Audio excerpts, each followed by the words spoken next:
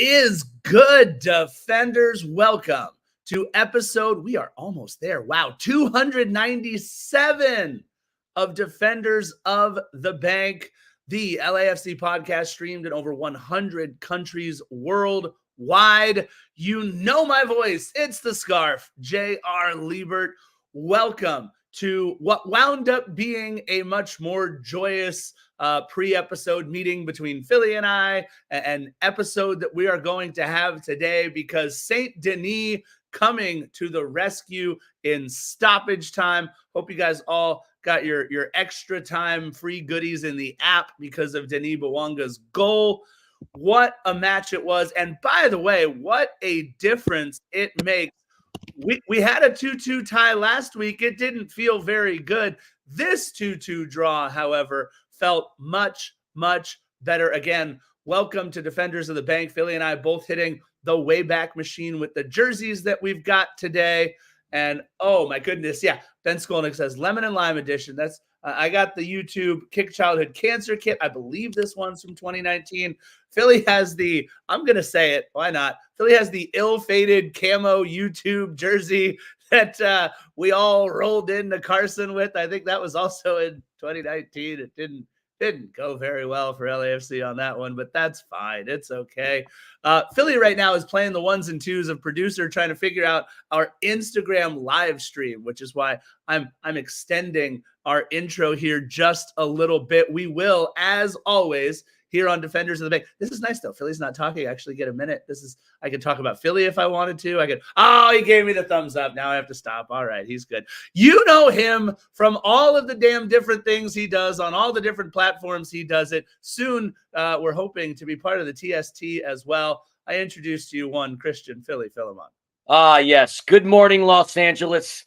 Good morning, fans of Major League Soccer. Good morning, lovers of the black and gold. Salute, Hello Kitty. And good morning to the millions and millions of Defenders of the Bank listeners. I'm feeling rather happy right now. I know my moniker says Far From Awake Philly, but the fact that I figured something out on the production end with, of course, a little bit of help from Nina, and the fact that we're on Instagram Live right now doing this makes me feel pretty darn good. I don't feel pretty amazing after the LAFC's draw yesterday, something that should have really been a win in the grand scheme of it all. But that besides me, it's the morning. We're all getting to hang out together. We got that cup of coffee or the hair of the dog, depending on how your morning's looking. And we are all here together to talk about LAFC drawing against the New Jersey Energy Drinks. Yeah, Philly, Mario in the chat says, we can't really see you. You're just like a floating head with the camouflage right now. You're like blending in to the background. It's a whole thing. Tony says long night. Absolutely. By the time we got out of there, it was 11 something, I feel like, after the press conference. But look, again, I think what we are going to talk about several times on this episode is the different feel that this 2-2 draw had versus our last 2-2 draw. And I want to say at the very outset, Philly, how good did it feel to watch us play with an actual number 9 at the top, especially in the first half? I think we all can agree that the first half was awful. I mean, it was hard to watch. It was like watching a game in quicksand or in syrup. We were just playing slow. The ball wasn't moving very well, but there was one bright side, and I think we all could agree Kai Kamara's first 45 minutes as a 9 looked very, very good for LAFC. It was awesome that he got the start. It's something that we anticipated with Edward Atuesta out on yellow card accumulation and our lack of depth in the midfield. The question was going to be what was going to happen. And so Steve opted to bring Mati Bogusz back down to the midfield. And as he mentioned during the press conference last night after the game, Mati was really excited to be back in a position that he feels far more comfortable in. Steve also did say that Mati was a little rusty being in that position, having not been there for the entirety of this season. But him getting shifted down there was an exciting bit. And Kai Kamara getting his start. Kai Kamara is a legend, ladies and gentlemen. If you don't know who he is, his story is incredible. I would advise you to look it up. Coming in from Sierra Leone, moving into Maryland, coming out to California. He worked, believe it or not, doing janitorial work at Carson for the Galaxy, like doing stuff with cleanup and whatnot. I learned this from our good friend Remy from Canal Plus, who was filming us the other day. Kai Kamara worked doing janitorial duties for the Galaxy. Wild stuff. He then goes on over to Cal State Dominguez Hills, has an amazing career, and then, well, the rest is history. And as it stands right now, he is number 3 on the all-time list for goals scored in Major League Soccer, 144, one behind Landon Donovan, 145. And I can't wait till Kai has that opportunity to pass Landon Donovan, because you know it's going to happen. Oh, I absolutely. It's going to happen this season in black and gold to make it that much better, that he will be dethroning San Jose Earthquakes legend Landon Donovan in the number 2 spot in all-time MLS scorers. I want to thank everybody who's up early this morning and in the chat. Genuine Cougar. Caitlin, we're so glad you can follow along with us. Obviously, Tony and Mario and Marlon and Ben. Hi, Ben. You've been relatively quiet for the first 6 minutes of the episode, Ben. Look, that people want to talk about our identity. People want to talk about, people want to talk about some lack of, creativity in the attacking third. I think this. I think and it was kind of telling, Philly, with Denis Bouanga's answer when I asked him in the press conference. I said, so game started out, first 70 minutes, you got to play alongside Kai Kamara, obviously a little different than playing alongside Matty Bogusz.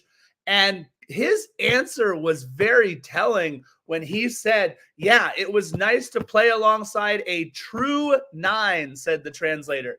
I think he was kind of sending a message to LAFC a little bit with that true 9 answer. And he called, obviously, Matty Bogusz a true 8, which is where Matty switched on over. So we had this really interesting dichotomy of, I think Denis Bouanga really liked playing alongside a true 9 because it clearly does open up some space. And anybody and everybody that watched that match saw, first of all, Kai Kamara at 39 years old may have the best vertical on the team, all due respect to Jesus Murillo. And by the way, Murillo out with a knee injury for this match, wasn't even in the 18. But the vertical, the options that Kai Kamara gives you, both in the box, on set pieces, and honestly winning aerials in the middle of the park, which we saw him do several times. That I think Denis Bouanga likes those options a little bit more. I think if we get him up to match fitness so he can play a full 90, yes, even at 39 years old, up through the July 1st deadline, Philly, I think Kai Kamara is the number 9 that we need. I wouldn't disagree, but then where does that leave the midfield? That's the question. So Matty Bogusz obviously is playing up top. If Kai Kamara sits in that center forward position, and then you have Oliveira to the right and Denis to the left, who goes into the midfield? Who sits down? Edward Atuesta can't be on the bench, in my opinion. Timothy Tillman is playing exceptionally well, better than he's played since joining LAFC. And then obviously, where does that leave Ilie Sanchez? Maybe we should really get into this as far as the lineups are concerned, because, we have our segments that we like to hit up, Scarf. I mean, I'm sure the millions didn't anticipate being 9 minutes into this pod not hearing about this day in LAFC history. No, I hear you. I mean, look, LAFC dropping the 3 in the back last night is what got us that extra goal. So maybe we talk, is it possible at all that LAFC could play a 3-4-3 and look a little bit better? And that we had Matty Bogusz in the middle to have those 4 midfielders? I don't know, but we'll talk about it. Let's do it. Not a bad idea. Right? This not with Maxime Chanot or Eddie Segura at center back. But either way, more on that later. Let's get into this day in LAFC history. Mario, to answer your question, it was 6 times that Timothy Tillman was fouled. If you listen to the press conference, I asked him about that and what it was like to be fouled 6 times. He goes, I can't control the other team's game plan, but we definitely got fouled a whole bunch, including him fouled 6 times. Let's get into this day in LAFC history. Today is the day after 420 for all of you who celebrate. April 21st, and LAFC's history is rich on April 21st because in our first 2 seasons, we banged out 2 wins, and they were emphatic.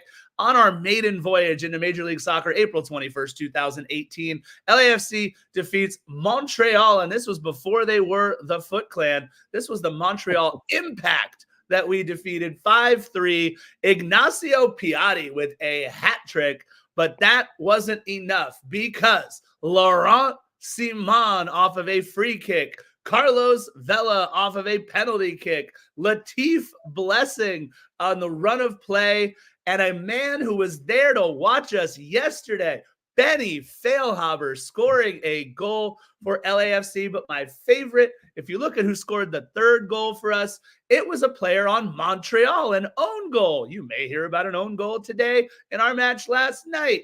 The own goal, though, was scored by Jukka Raitala. And why is that significant? Because we drafted Jukka Raitala in the expansion draft. He was on LAFC for 1.47 seconds and then was traded to Montreal for Laurent Simon. So Jukka Raitala still with a little bit of loyalty and allegiance to us, even though he was with us for 1.56 seconds. He scores for LAFC as well. 5-3 victory. And then the next year in 2019, LAFC defeating the previously undefeated Seattle Sounders on Easter Sunday, 4-1. It was a absolute shellacking by LAFC. Edward Atuesta scoring in the 39th minute. I promise you this actually happened because I went back to look it up. Christian Ramirez did score a goal for us in that match. Mark Anthony Kaye, as Philly likes to call him, the Canadian glory machine, with 3 assists and a brace for Carlos Vela. And with that, Carlos Vela tying Chris Wondolowski and Roy Lassiter of the Tampa Bay Mutiny, to the quickest to 10 goals to start the season. He did it in just 9 games. That is this day in LAFC history. Philly, we got a Roy Lassiter and a Chris Wondolowski mention. You mentioned Benny Feilhaber. I felt kind of bad for Benny because when he got put on the screen, he was on there in the middle of a conversation with somebody and it said LAFC alum. Hey, Ray is in the chat. Jose Salcedo. This would be on Instagram, Scarf. The Instagram stuff doesn't convert on over to the StreamYard. But from what I gathered, Ray's out of purgatory. He's now at bank at the BMO again, doing the capo duty. Man. Going back to my point, though, Benny gets on the screen and nobody says anything. There's no cheering, there's no yelling, there's no clapping whatsoever. So at one point I'm looking around our section, I'm thinking, hey folks, he was the most capped player that first year at LAFC. Does anybody know who he is? It was kind of embarrassing for a moment. But that was our original captain. Yeah, our original captain.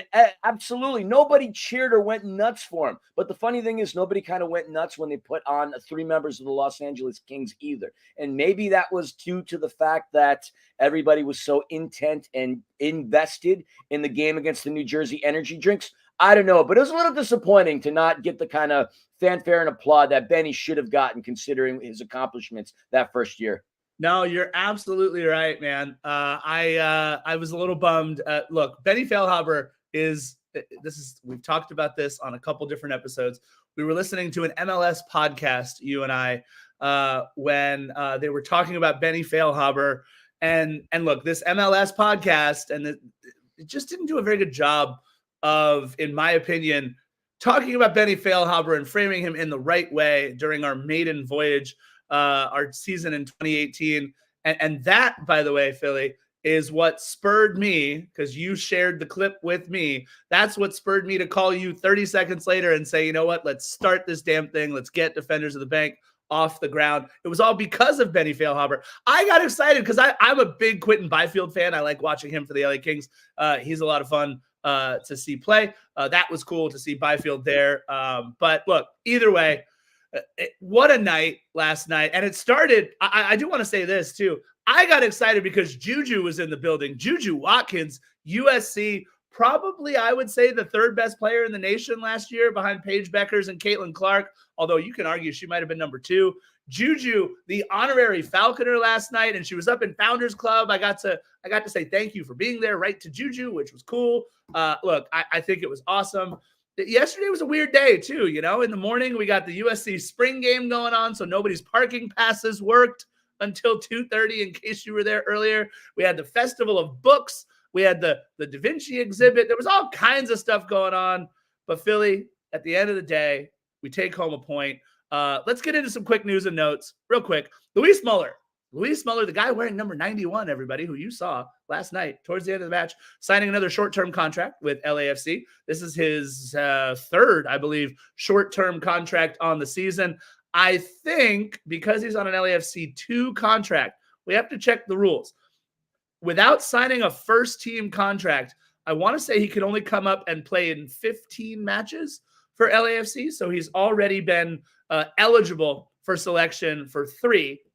So we'll see if that starts the countdown.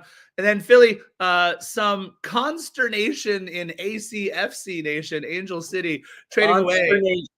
Consternation, ladies and gentlemen. Consternation, he says. It's early. Not constellation, not constipation, consternation. That's right. It means like, turmoil and there's some upset people on the Twitters if you go to the ACFC universe right now because they traded away Paige Nielsen and Amandine Henry right before the deadline. They have a match today at 4:30, which you and I will be going to after we see our New York Metropolitans sweep the Dodgers. That's right, baby. You and I are going. Can't wait. And Philly, it's got to be a good omen when yesterday in the mail, I got a Darryl Strawberry autograph card. So I'm just saying it's going to look, everybody who's Dodger fans out there right now, sure, give us the double bird. You can say whatever you want to us. We are diehard Mets fans, even though born and raised in Los Angeles for me. Philly, you were born and raised in a small town. What was it again? A small town they call Queens, New York. They're 10 minutes driving from Shea Stadium. We love the Mets. Everybody knows that. It's nice to see them doing something that they haven't done in a long time, and that's win. So that's kind of funny. Ben, I absolutely agree with you. Those City Connect uniforms look great. And for all those people saying they look like Yankee jerseys, I get you, but look into the story as to why they created those City Connect jerseys because it's quite awesome. I love it. The purple's due to the color of the number 7 train. I love that jersey. I'm totally copping one. Billy, this is exactly why we can never wear that one warm-up kit from like 2020 with the Independence Day or the whatever one that looks like a Chivas USA jersey. That jersey is a Yankees jersey. The story is incredible behind it. And go back and watch the video that the Mets put out. It is perfect. And then they show the jersey, and I'm like, where are the pinstripes? Just might as well call them the Yankees. Look, I love the idea behind it. You're absolutely right.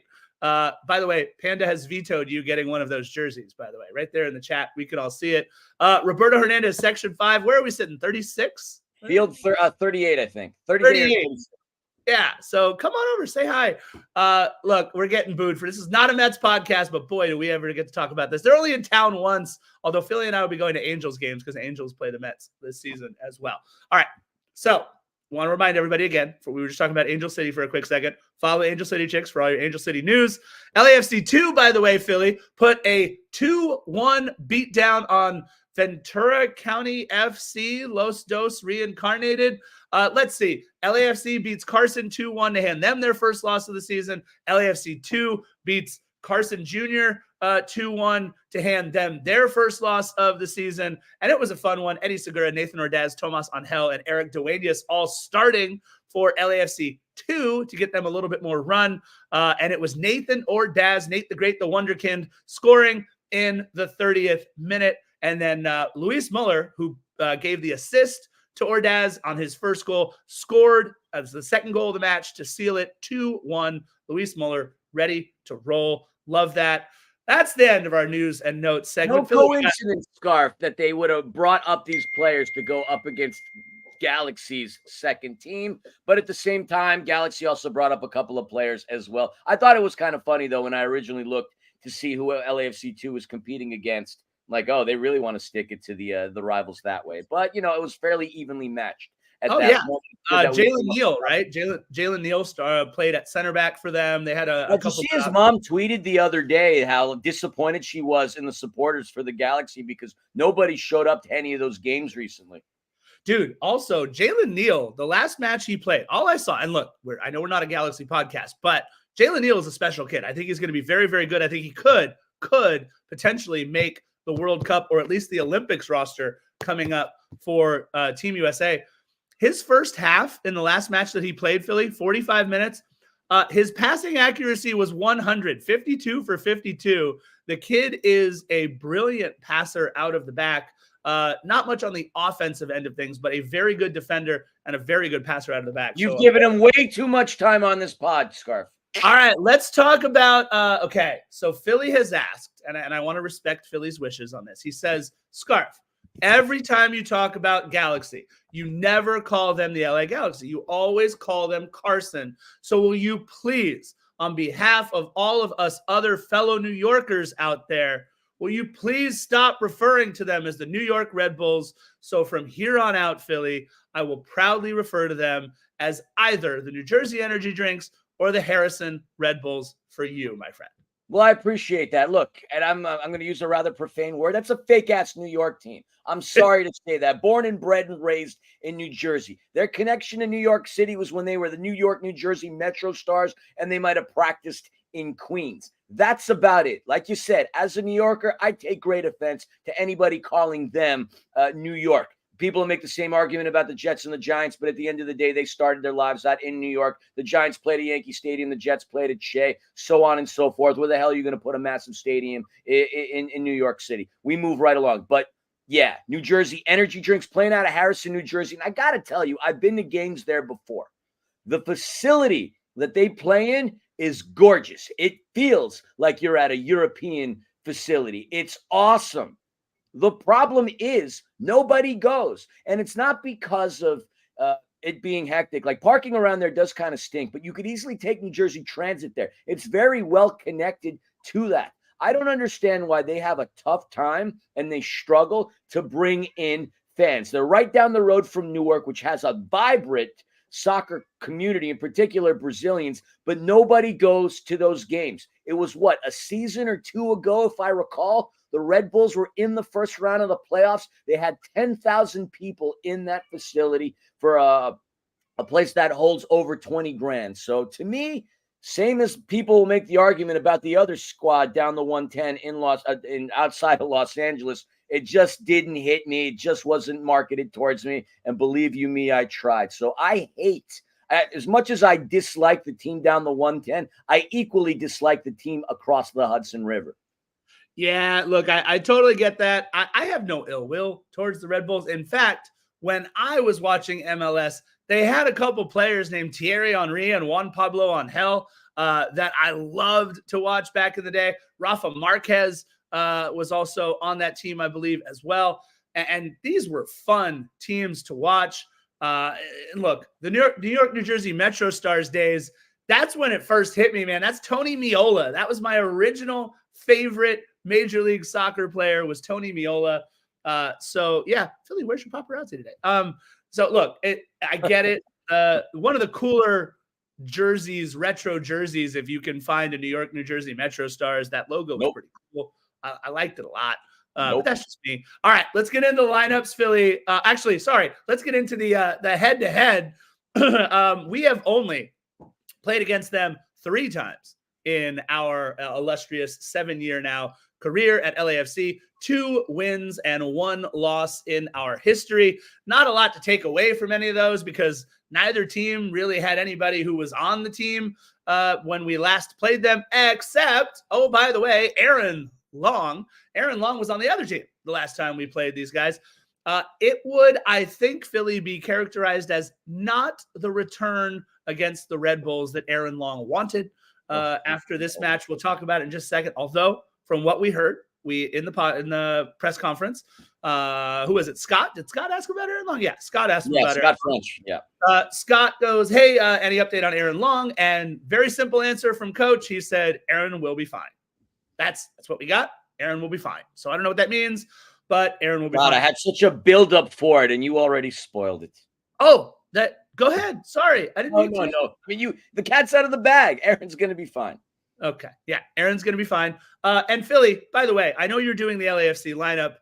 You'll talk about Jesus Murillo as well, because people are asking in the chat, where was Jesus Murillo last night? And also David Martinez. Philly will cover all those things in just a second after I get through the New York Red Bulls lineup. Sandro Schwartz, who, by the way, since he has taken over this club, has been very, very good. Sandro Schwartz, an excellent coach in Major League Soccer. Yes, sir. What? Sorry. No, what was that? What do you think? The facility has been invaded. Philly, Sandro Schwartz, by the way, from Mainz in Germany. played his youth career at Mainz as well, a senior career at Mainz where he had 100 caps. And look, he has been in the German coaching sphere since 2009. Came over last year for the Red Bulls, but this guy also managing Dynamo Moscow, Hertha, Mainz. Like he's definitely got some good pedigree as a manager, and he's come over and really changed the Red Bulls since 2023. Out for this match would be Andres Reyes, who's serving a red card suspension, Peter Stroud and Serge Ngoma, who are both out for injury. And that leaves a 4-4-2 consisting of, look, I think personally their player of the match was Carlos Coronel, their keeper. Very, very good match for Carlos Coronel. Made some incredible saves. Their back line consisting of the Nealis brothers. And look, I'm going to make a reference to Shorzy later on in this episode. And to me, the Nealis brothers and Noah Eiley, those are the gyms, and I'll talk about them in a second. But you got Dylan and Sean Nealis on the back line, as well as Noah Eiley, and a player who, again, we talked about Jalen Neal being somebody to watch for the Olympics or for the World Cup squad. John Tolkien, their wingback for New York Red Bulls, is an incredible player. Watch more John Tolkien. He is very, very good. In the midfield, you had Wiki Carmona, Daniel Edelman, Emil Forsberg. We'll talk about Emil Forsberg in just a second. Deadbeat Forsberg. And I want to give Frankie Amaya his props. Frankie Amaya, I believe, former #1 overall MLS Super Draft pick out of UCLA, making his 100th career start in Major League Soccer. And at the forward spots, you have Dante Vanazir leading the team with 6 assists, and Lewis Morgan leading the team with 6 goals. And the players who we would see in the 18, Dennis Jengar, Elias Manuel, Kyle Duncan, and Cameron Harper. That is the lineup for Red Bulls Philly. It would be a very different lineup for the first time this season in black and gold. Yeah, no doubt. I mean, real quick, just going back to that Red Bull lineup, statistically, they've been very good. You mentioned how Lewis Morgan, I don't know if you mentioned it because I'm on Hagrid duty. If you're wondering, defenders, who this black cat is that's running around me, Hagrid does not like it when the door is closed on Film Monster Studios. He's a menace outside of the door, scratching and screaming. So hence why he's in the room right now. And yes, I understand he's a little distracting to all of us and to me as well. But statistically, the Red Bulls' Lewis Morgan was tied going into the game with Chicho Arango for the Golden Boot lead until Chicho goes ahead and blasts a brace. What a game he had. I'm sure Scarf will bring that up later on. But yes, he's the leading scorer in the league. Vanzier, the leading assist man in the league. A very efficient team, a very well-coached team, and a team that obviously we would like to beat. Those kits, by the way, as they were walking out of the tunnel, from the backside, it looked like somebody mixed urine and Clorox together. That's what it gave me the image of, this nasty little yellow color to it. But then when they turned around, I actually did like the Red Bulls kit. It reminded me of the Columbia kit from 2019, which I absolutely loved. So from the back, it looked like crap. From the front, it was all good. So I just wanted to say that. And Philly, we came out in the, greener goals warm-up kit, right? It's basically the parlay kit for this season, right? I think that's, although it used to be parlay was made out of recycled plastics. This is a little bit different either way. But why did we look like the Red Bulls warming up in like the whitish, reddish kits? And you had Red Bulls looking like the Portland Timbers warming up in those green kits. That was a weird warm-up to watch as well. But yeah, I'm with you. Let's get into LAFC's lineup. Yep, starting in between the pipes, no question about that. Hugo Lloris, Sergi Palencia, Maxime Chenot starting at center back in lieu of Jesus David Murillo. And yes, the question's been asked, where was Muri? Questionable coming into the game, not out, but wanted to be precautionary. He was listed with a knee scenario, so we'll be seeing him shortly, but that's what he was listed as in the injury report. So that's hence why you have Maxime Chenot starting in his place. Aaron Long making a start, his first appearance against his former club since signing on to LAFC, and obviously Ryan Hollingshead, who, deserves his spot. If there's anybody back there that deserves to never sit the bench, it's Ryan Hollingshead.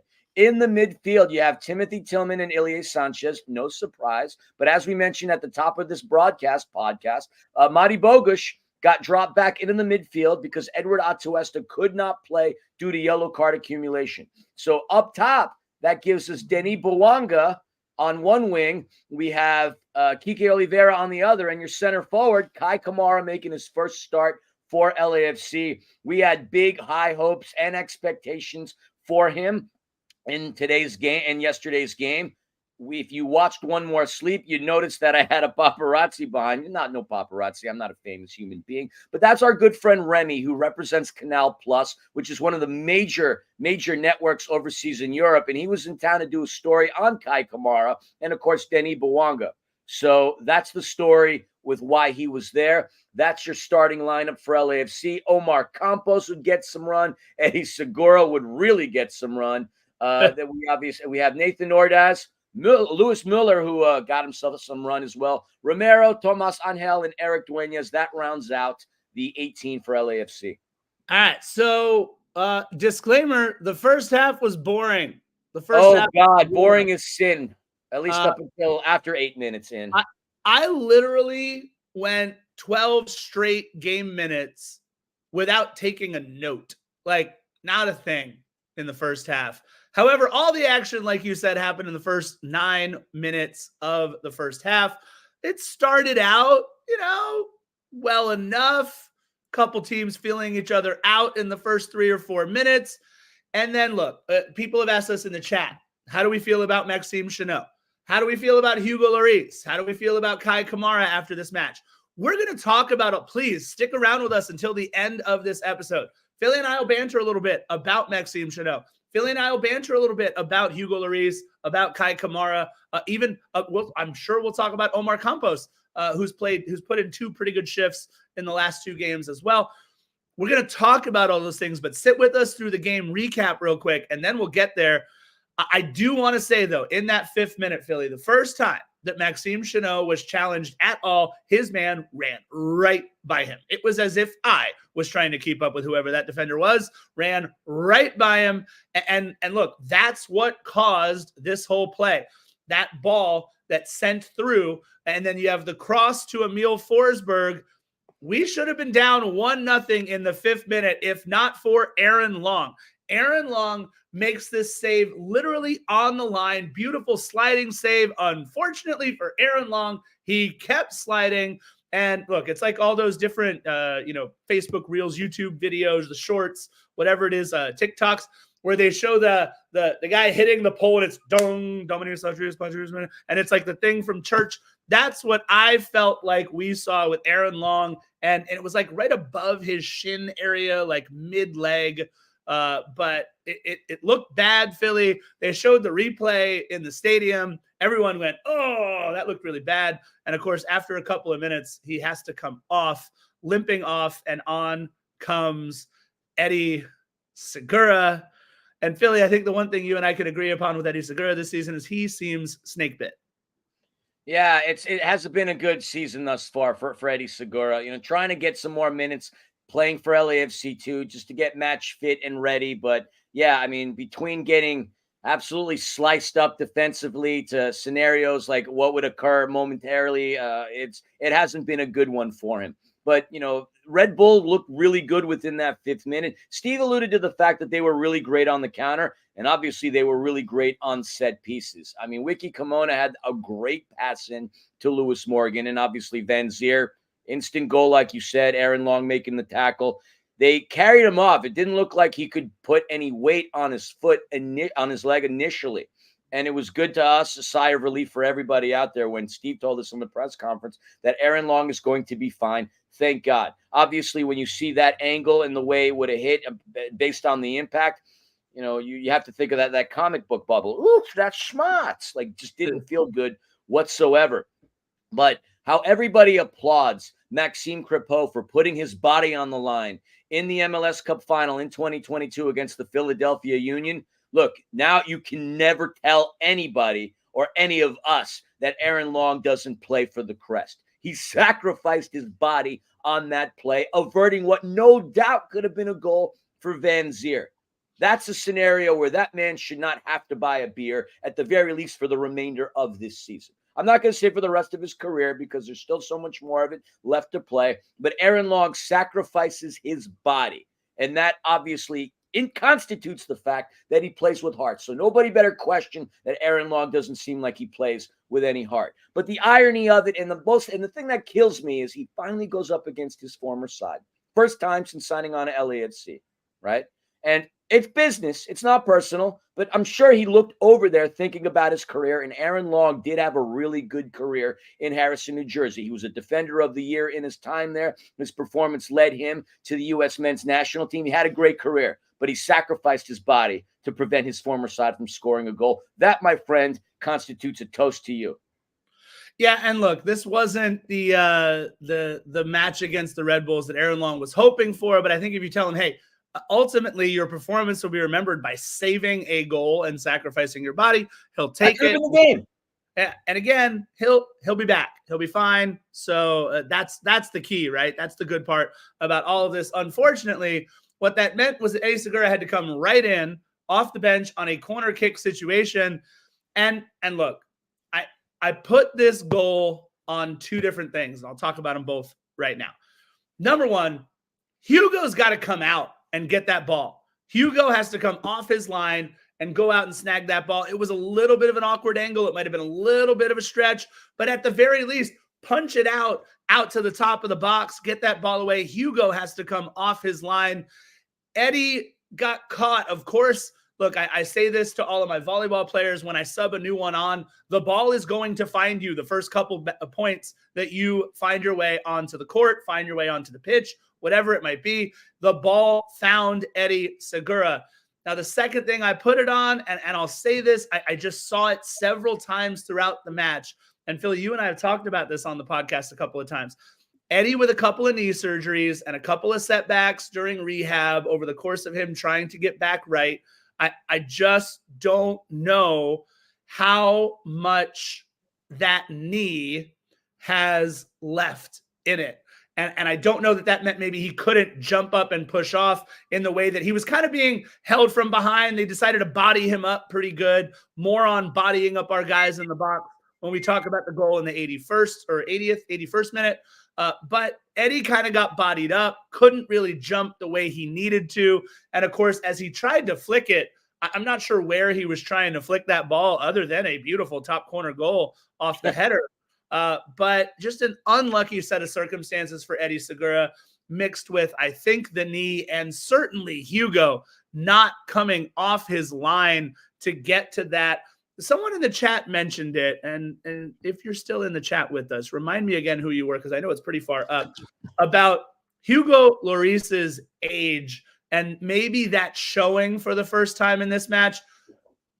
Maybe once or twice Hugo looked a little slow, a little flat-footed, but Hugo also made a couple of saves that absolutely kept us in the game. So I'm not ready to go down that path at all right now, but I think on that one, Hugo should have come out. I think Eddie should have got a better touch on the ball. Either way, set piece defense was something that we could tell that Steve Cherundolo was bristling about in the press conference, and we find ourselves after less than 10 minutes down 1-0. Ruben Rios in the chat goes, good header. We just need it on the other side of the pitch. Yep. I mean, I couldn't have come up with a better analysis myself. That was that's fun. I love it. I love it when y'all participate in the chat and come up with sarcastic quips and wins. It's what makes it fun. I mean, we saw a little bit of action in the 13th minute when LAFC started to counter off a little bit. They got close on a corner of their own. Mati Bogusz takes it. Ilie Sanchez had a great look and a great opportunity to score, but Coronel double paws it out. And really, we didn't have much offense after that. You talk about how you weren't taking any notes. I look at my notes within the first half, and I have a yellow card here, a bad pass by Ilie in the 33rd, 36, Tillman on the intercept, disposed of though. No, dispossessed. Oliveira was this is what it was.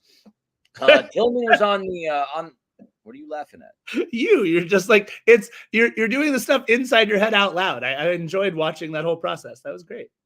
All right. There was an opportunity where Tillman was, running towards the box. He was dispossessed. And the reason why I bring this up is he had Kike Oliveira wide open on the right. You would see a play later on in the second half in which It looked like Timothy Tillman had eyes on the back of his head when he got a pass out over there. But I don't know if he didn't see him or if he just doesn't trust the fact that Oliveira inside the 18 is a threat. Because he was so wide open. I don't trust Kike Oliveira to score goals yet either, but that was a scenario in which I thought, I know Tillman could have hit him. Why would he have gone one-on-one when you had Oliveira wide open to the right? You're going to love and you trust your teammates, but that was one in which I felt like he could have passed that ball off rather than try to go for it himself. Yeah, and look, for all that is frustrating about watching Kike Oliveira still, because he is still definitely developing into a wing player, in that 28th minute, because Timothy Tillman finds Kike Oliveira later on this run. That was the play, not second half. My bad. Yeah, Kike beats his man, Noah Eiley, and Noah has to take a tactical foul yellow card after he beat his man. There was no discussion. There was no argument. It was a yellow card. And because of that, the set piece that we get just outside the box to the left of Carlos Coronel winds up being, in my opinion, our best opportunity of the first half. And here's the cool part, right? And I deal with this every now and then in volleyball. When you get a kid who can really jump and your setter needs to adjust and maybe set the ball a little higher for that kid who can really jump, I felt like Matty Bogusz actually needed to set the ball a little bit higher for his outside hitter, Kai Kamara.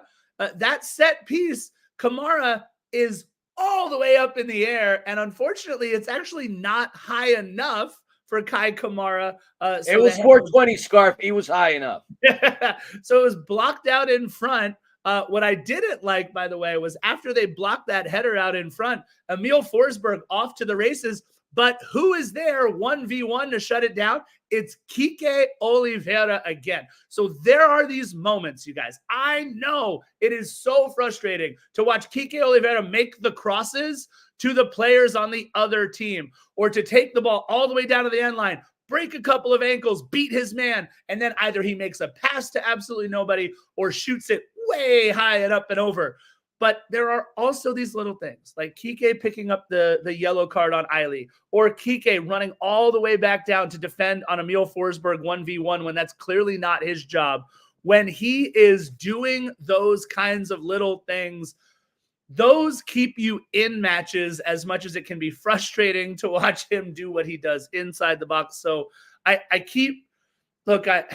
know I'm trying to ride the Kike Oliveira train a little bit more. Look, I know I was the only person driving, riding, even willing to stand in the Brian bus for a very, very long time. But you never left the Brian bus. You followed Club America because you're still riding the damn bus. That bus is over in Club America. That's it. I'm done.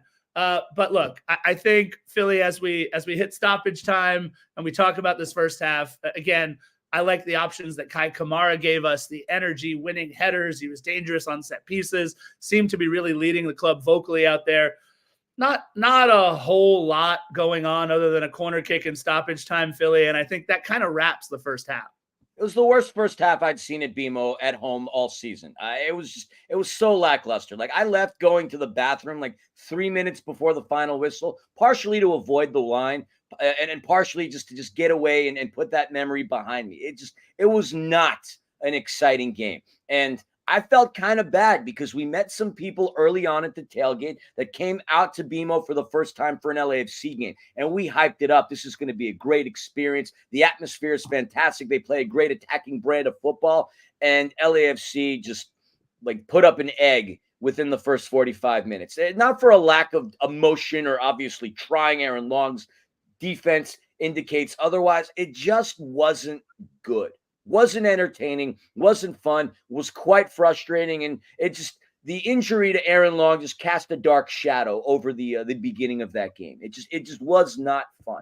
But obviously, it's a tale of two halves in a lot of ways, because the second half would start off relatively exciting. I mean, within the first half, LAFC did have majority of possession, majority of the passing.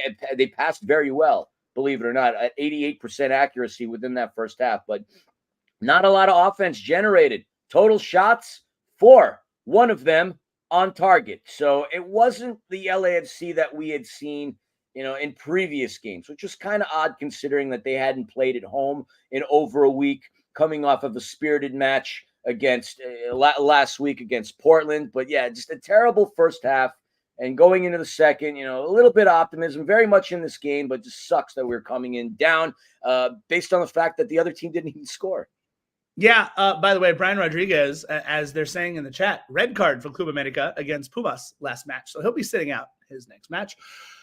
Look, Emil Forsberg came out really asserting himself in the first, I would say, 10, 15 minutes of the half, found himself in the box a little bit more.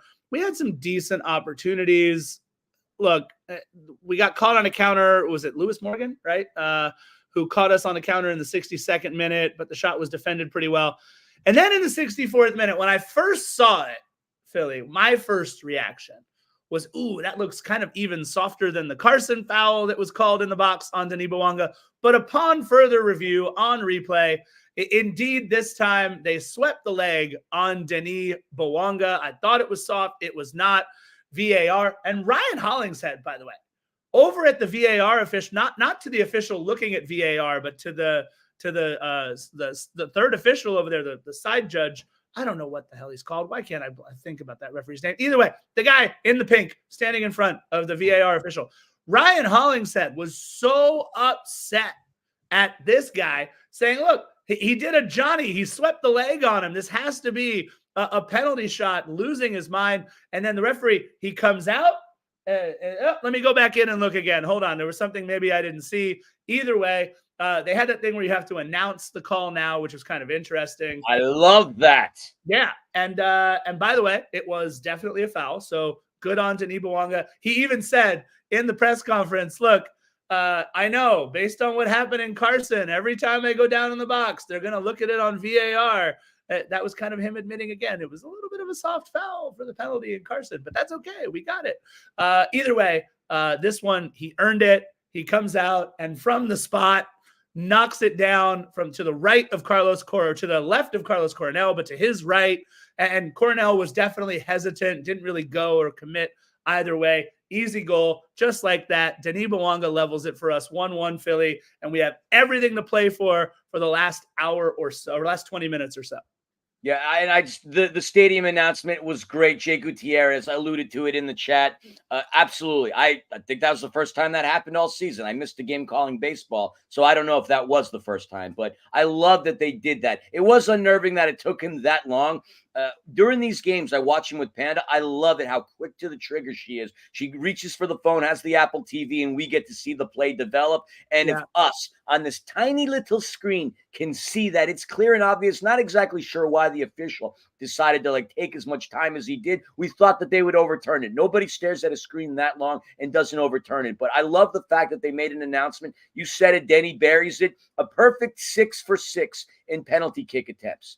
And he was on the offensive a minute later, this time as a facilitator, acting the playmaker, sliding a pass through in Amadi Bogusz, who has an attempt on it, but Coronel, as you said, makes the save. Coronel operating on over 30 clean sheets over the course of his Major League Soccer career. He is a good keeper. 70th minute rolls through, subs, Kai Kamara comes out, put in a good shift. Kai was coming in sometimes after the 60, in the times after the 65th, and then at one point in the 80th. This is the most minutes that he's played as a member of LAFC in his first start, so well-deserved.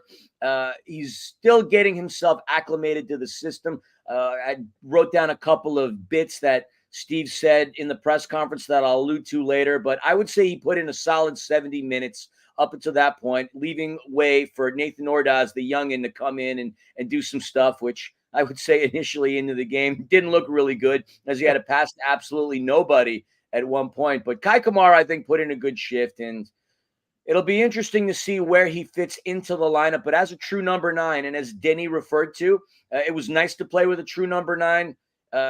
It seems like the chemistry between all those guys is going to come through. Kai almost came close to scoring against Portland last week. I'm going to go nuts when Kamara ties Landon Donovan's record. I'm going to go even crazier when he breaks Landon Donovan's record. I just thought he would have done it yesterday. No, yeah, we were definitely hoping for that. But a great 70 minutes. I thought maybe, second half they adjusted to Kai Kamara a little bit better. his first 45 a little bit more effective, in my opinion, in the last 25 or so. But either way, Nate the Great coming on. And it was Nate, by the way, for as bad as his first touch was, and it was bad, that pass to no one. The 77th minute, though, when it's Nate keeping the pressure on, that high press leads to a Red Bulls defender dribbling the ball just clearly out of bounds for a corner for LAFC. Nothing happens on the corner, but that ball recycled back out to Sergei Palencia. He had that long shot, kind of saved easily there by Coronel. Denis trying to catch Coronel out wide, has that shot from about midfield. It goes well over, and I think Coronel would have got there in time. Red Bulls make a couple subs in the 79th minute, and then Philly in the 80th minute. For everybody who wants to talk about how Hugo was a little flat-footed, or maybe he should have come out on that first goal, myself included for sure. The save that Hugo makes on Lewis Morgan's header in the 80th minute, first of all, prevented a goal in the Philly minute for the first time in a while, the 80th minute. But also, I mean, absolutely keeps us in the match. A beautiful save by Hugo. And look, it kept us in the match and kept us tied for all of 1 minute. And that 1 minute, anybody here who watches Shoresy, first of all, if you're not watching Shoresy, it is an absolutely hilarious television. Got to watch Shoresy. I felt like this corner kick, Philly, was the very definition of the gyms. You go ahead and you watch number 3, number 15, and number 12. Noah Eiley, Dylan, and Sean Nealis on this corner kick. They had one job. Push as many people together in the middle, shove them all the way back as much as you can, leaving Emil Forsberg to come all the way back out. And I don't think anybody disturbed a blade of grass anywhere near Emil Forsberg on this corner kick. Maxime Chanot getting caught in the middle instead of marking Forsberg behind him. We just got bullied. Before anything ever happens on the corner, as they're standing over to take it, you got number 15, Sean Nealis, shoving Eddie Segura once, shoving Eddie Segura twice. And poor Eddie is just like, this guy is twice my size. I don't know what I'm doing here. It gets pushed all the way back. You got Noah Eiley taking out Ryan Hollingshead. He kind of dragged him and then kind of pulled him inside a little bit away from Emil Forsberg's spot. And Dylan Nealis, number 12, shoving Ilie and Chanot together. So Chanot getting caught a little bit on the inside and then shoving Ilie in the back as the ball sails over to a perfect, it got headed out. I think it was Dylan Nealis, number 12, that got a touch on it with his head, and then it got recycled out, and nobody, and I mean nobody, is around Emil Forsberg. I don't think that happens, Philly, if we have Aaron Long and Jesus Murillo in there. First of all, you are not pushing Jesus Murillo the way that you pushed around Eddie Segura, and I just don't think Aaron Long gets caught in the mix the way that Maxime Chanot does. If anything, Aaron Long defends his man and marks well personally. There were so many things that went into that goal. If you just look, the bottom line is the gyms went to work and we got absolutely bullied off the ball in the box. Yeah, Forsberg was at the right place at the right time. Same can't be said for his presence as a husband and a father. If you look up the fact that, all right, you got to look this up. This is, I'm not making this stuff up. This is why I absolutely disrespect and hate this human being. Married for 19 years. He ghosts his wife and kids to sign a contract. He's playing in RB Leipzig in the Bundesliga. All good. Comes over to MLS. All good. I know he's getting divorced. I get that. 19 years, whatever. I'm not in this interpersonal whatever scenario. But how in the heck are you going to leave your kids stranded, move across the world to take on a contract and ghost your entire family?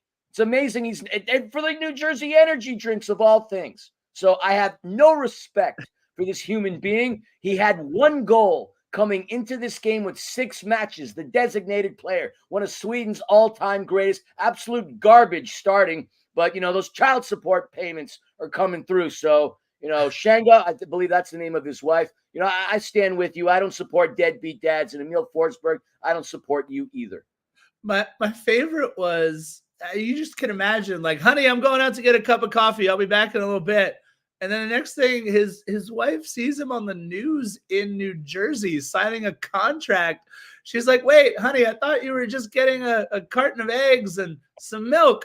Where'd you go? And he goes, well, I went to New Jersey to go find myself. By the way, said nobody ever. I went to New Jersey to go find myself. I mean, that's where you go to bury a body. RB Leipzig and New York Red Bulls, by the way, or Harrison Energy Drinks, owned by the same larger conglomerate, right? So they can transfer players in it. I mean, look, it's how Carlos Coronel came in, right? Carlos Coronel, I believe, played for Red Bull Salzburg before coming to New York Red Bulls. It's what they do. But man, honey, I'll be right back. Wait, what is he doing on camera in New Jersey? Just one of those utter scumbag, man. Again, I don't know the dynamics of the relationship.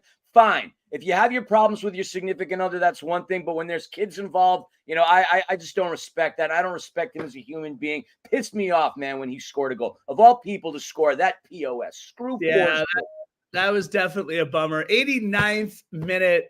We get Luis Muller making his debut. Nothing like a good German name like Luis, right? Luis Muller debuting for LAFC. That was the giant kid wearing number 91. I say kid, he's actually 23. Look, dude, Luis the 38-year-olds are kids to us. What are you talking about? That's true. Kai Kamara is a kid to us. Look, Luis Muller has been tearing it up for LAFC too. And before you go, yeah, but wait, that's LAFC too. I agree. I'm with you.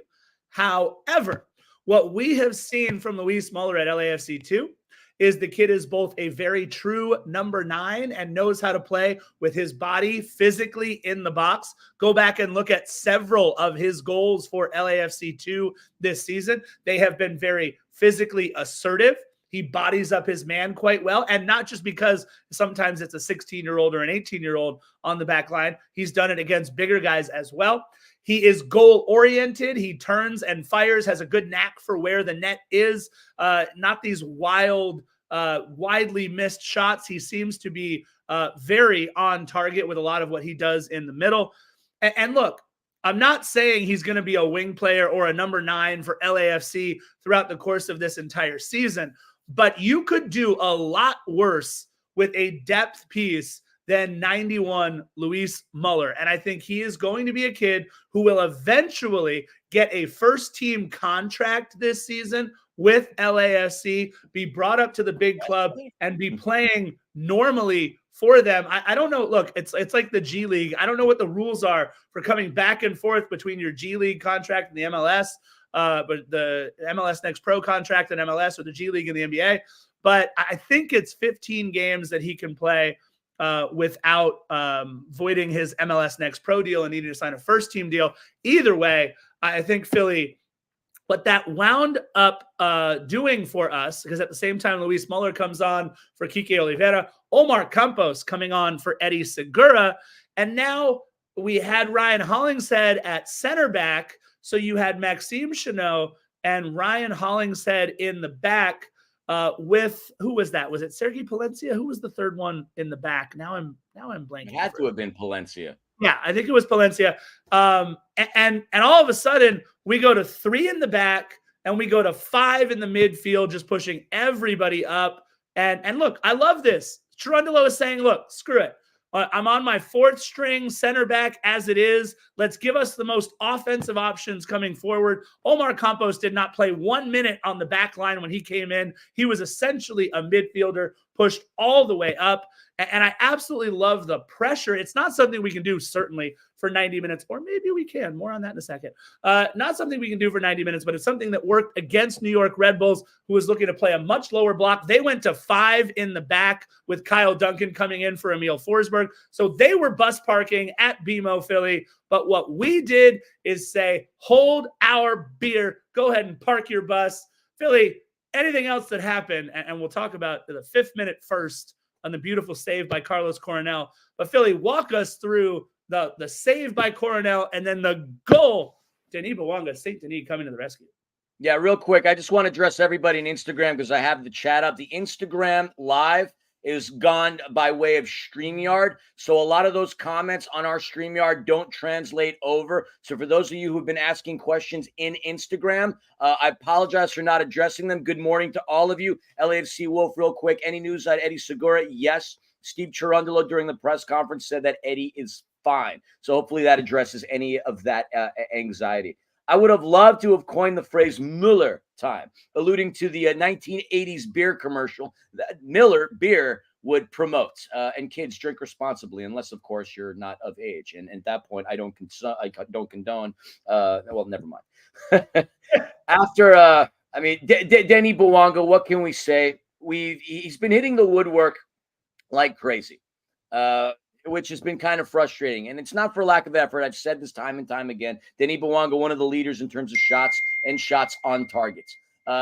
He saves the freaking day. San Denis, as Max Bredos alluded to on the broadcast. And a big shout out to Max. We finally got to see him. Him and our good friend Mariano Trujillo, who we worked with on 110, was on the call. Sergei Palencia bounces a ball on over, who gets over to Denis.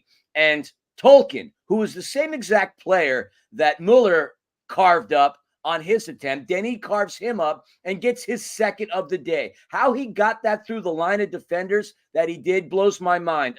Talk about threading through to the netting. And thank God that happened, because this really would have been a disgusting way to leave BMO Stadium, a place where we rarely lose. We haven't lost to the Red Bulls since 2018, a game in which Harrison, New Jersey, Royer the Destroyer beats us.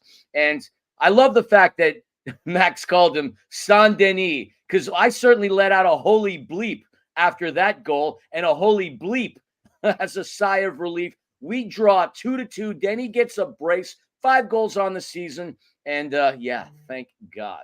Wait, are we? First of all, are we not talking about the crossbar that happened right before the final whistle? We almost lost 3-2, and that happened after Denny's goal.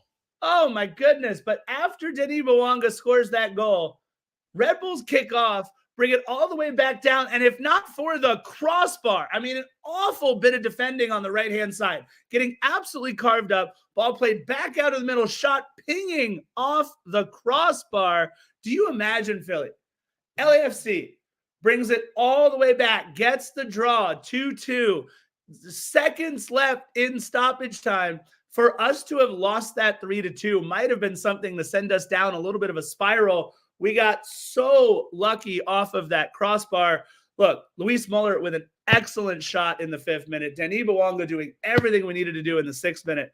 But seeing out that match, that was just brutal. Those last couple of minutes, the last little bit of defense, either way. Oh, it's incredible, Philly, how different this point feels than the point that we picked up in Portland. With the Portland point, and I got to keep emphasizing my P's on that one, with the Portland point, it seemed like it was a disappointing point. With this point, it seems like, all right, we battled back. We did not defend set pieces well. We can all look at the lineup that finished this match and say, look, if it was Eddie Segura and Maxime Chanot at center back, Eddie Segura and Maxime Chanot at center back for the better part of 80 plus minutes, and we still come out with a 2-2 draw. And the only real issue on this, if we're being honest, is our set piece defense. I think we will take that 100% of the time. It was a great point that we picked up. I don't ever like just a single point at home, but that being said, a great point, Philly. And to be perfectly honest, it was a match that had 2 halves. I thought that the referee was not very good for us in the first half, or excuse me, for them in the first half. I thought the referee was not very good for us in the second half. I don't think pro referees are ever any good, so it doesn't really matter either way. Philly, can you take us through a rundown of the end game stats? Yeah, at the conclusion of last night's affair, LAFC did end up putting 15 shots overall, as they only had 4 within the first half, to the 8 of the New Jersey energy drinks. 6 of those shots being on target, 2 of them being on target for the Red Bull. Far more efficient in those scenarios. We held the vast majority of possession. Passing accuracy was arguably the best all season, nearly 90%. We topped our XG, which was 1.94. We had far more set pieces, but in the 5 corners that we conceded, that's where we got devastated, not only by our own arms, or heads for that matter, but by that of the opposition. So LAFC certainly came out of the second half a completely different team. And thankfully, like you said, we did drop points at home, but we didn't have an L at home. We now have 3 wins, 0 losses, and 2 draws at home, which yeah, look, losing at home sucks. Tying is a bit better. But yeah, we would have left BMO Stadium with another taste of disgust. I don't even know if I would have wanted to go to the press conference at the end of that. I would have been so pissed. But alas, we are now 3 wins, 3 draws, 3 losses, and at the time of this recording, leaves us in 6th place. We're finally starting to get some goals on the season as we have 15 overall as a team. And oddly enough, Scarf, I learned this just this morning. The team that has scored the second most goals in Major League Soccer behind Inter Miami is Portland. Portland has scored 18 goals, but they're sitting in 11th place because there's a case in point. You could score a lot of goals, but if you concede a lot of goals, as Portland has 18, it's not going to do you anything other than diddly bupkis. But as a result, we have another tie, maintain a point. 3-3-3 is fine, as this is a team still looking to find its identity in my perspective, still looking to add more pieces to the roster, still looking to acclimate to the likes of Kai Kamara. And what was said in the press conference, Steve, hold on, I had it written down. That profile of a player we haven't had here at LA, we haven't had here before. I thought that was an interesting comment that Steve made. So it's a matter of adjusting to a true number 9 in that of Kai Kamara. But we'll see how his minutes go when hopefully we sign a certain Frenchman during the summer transfer window. Either way, that gives us now some more depth offensively coming off of the bench. Hopefully we can find another midfielder and another defender to accommodate that as well. But we end in a draw. At least we left home with a feeling of relief. Again, Saint-Denis gave us a holy bleep perspective on things. And yeah, draw at BMO Stadium. So on 420. So yeah. Hopefully many of y'all got to relax quite handedly after this game. Yeah, and look, being perfectly honest, let's talk real quick. My personal take on Maxime Chanot in this. Last season, with Giorgio Chiellini and Jesus Murillo, you had a third center back on the bench who was a starting caliber center back in Aaron Long. I don't think Maxime Chanot is there yet. I think what we saw is some liabilities with Maxime Chanot in terms of his quickness. But once he settled into the match, I thought Maxime actually played very well. There were a couple of times where we needed him that we didn't see a whole ton. King Lachero, I did not find out what I have going on that I can't make San Jose yet. I'm not sure.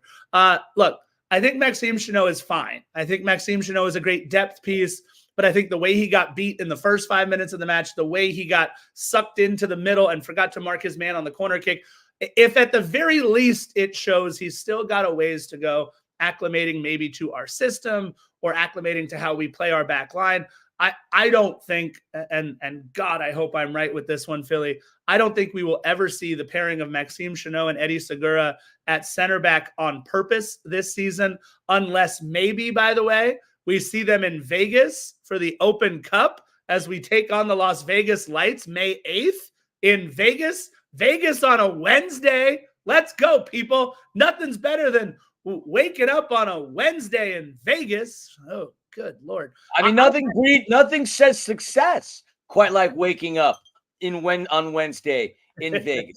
I want to go back to the Chanot thing. Yeah. You're right.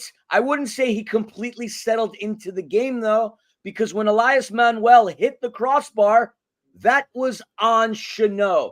Put him on ice skates, Scarf, and left us in a moment of panic. That would have been all on Chanot. I don't know if the pitch was slippery. I don't know what the case may be, but Manuel broke the and one thing, broke his ankles while dribbling down the paint. In this case, the 18.